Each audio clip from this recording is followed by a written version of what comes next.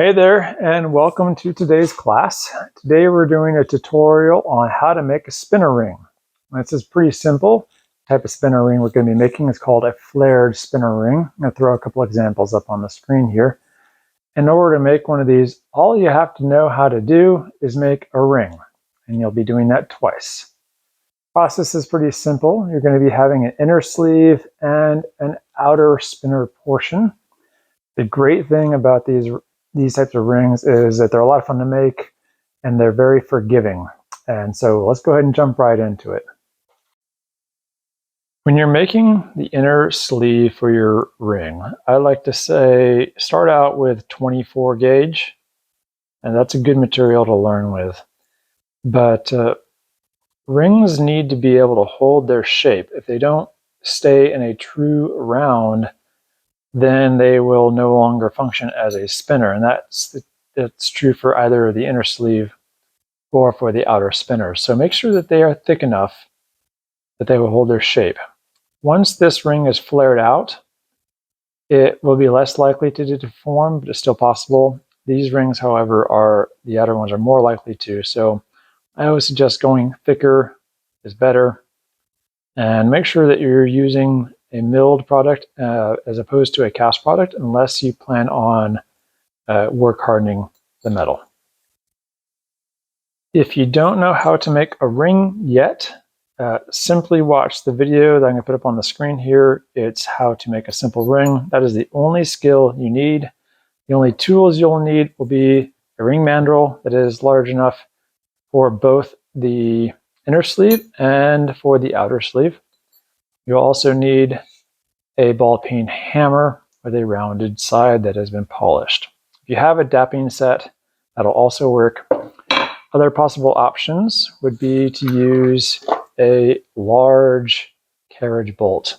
Here's one that I've modified and polished. So basically you're going to need something that's going to help you to flare out the metal, but this one's a little too shallow. This ball peen hammer, as you can see, is just right. After I apply the hammer to this, it's going to flare it out, just so. Now, before you start creating the spinner, you need to make sure that both of your rings, the inner sleeve and the outer sleeve, are completely finished the way that you want them to be, because once you get them connected to each other, it'll be very difficult to polish them as well as apply any different finishes to this one or to this one. So especially if you plan on putting a different finish or texture on the inner sleeve than the outer sleeve, you're going to want to do that first. Keeping in mind that if you apply a hammer texture to either of these, it will expand. To demonstrate, I'm going to go ahead and put a hammer texture on the outer one. You'll see here now, it's just maybe a millimeter too small to fit. So I'm going to put that on my ring mandrel here. And we're going to start tapping this away here in order to enlarge it and also just give it a little bit of a different texture.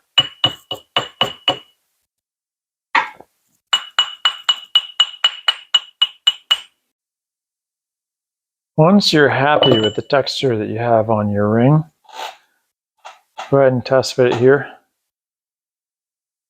As you can see here, it's loose, but it's not tight. You don't want it to be snug because then it won't spin. But if you make it too loose, then you won't be able to flare the edges up enough to keep this from falling off. So it's a bit of a learning process, but you'll figure it out through trial and error. Basically, if you can fit a sheet of paper all the way through on all sides, that's about right. So you don't need a whole lot else. So once you have that, then you're ready to go ahead and flare the band. Okay, so I got a different camera angle because I don't want to smack my camera here with the hammer while I'm doing this. The process of flaring the ring is pretty simple, but I do want to go over a couple of things real quickly. One, you're going to need to put a fair amount of force on this, so the goal is not to swing the hammer and hit this because you're probably going to miss. You need to start with the hammer on here. It's a good idea not to work hard in this piece too much, if at all, before flaring, because you will not be able to get it to flare. And keeping in mind there's a solder joint somewhere in here, and that solder joint can split if you try to work it too hard too quickly. This one, if work hard, should hold its shape just fine. So the other aspect is that if you're going to strike the top of this hammer, you don't want to hit it with another metal hammer, at least not another steel hammer. So I'm using my brass stamping hammer in order to do this.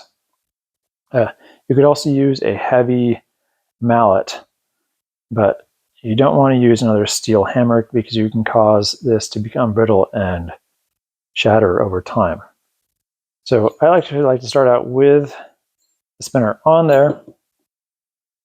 And the key is to try to do this in just 1 or 2 sharp hits. If your hammer is symmetrical on the bottom, it should flare the bottom evenly. If it's not, you may have to rotate it a couple of times. Make sure you have the hammer pointed straight down. And then 1 good hit on top.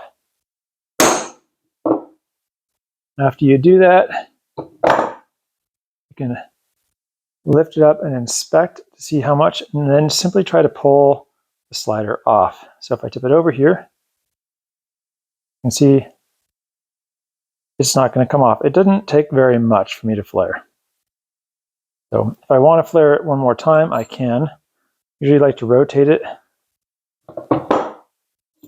my hammer back in place, and strike it one more time.